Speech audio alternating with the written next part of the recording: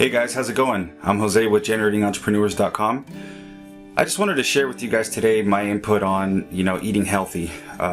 It's definitely something that I've learned over the years. It didn't just happen overnight. A lot of the influence came from studying martial arts and wanting to progress in my studies, and I realized that there's limitations with carrying excess weight.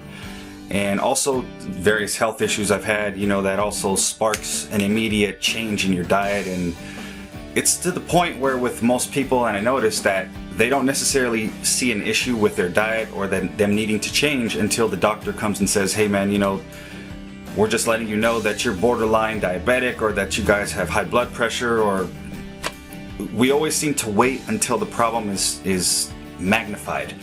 And one thing I've learned is it's easier to kind of prevent it and to keep it off than to cure it or to fight it once you already have it.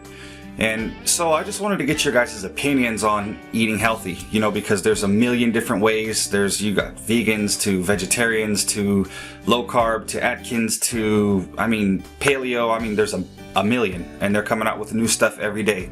But the key is, just eating a balanced diet. So I just want to know what you guys' opinions are. I want some ideas, because I'm an athlete myself. I'm a martial artist. I train multiple times a week.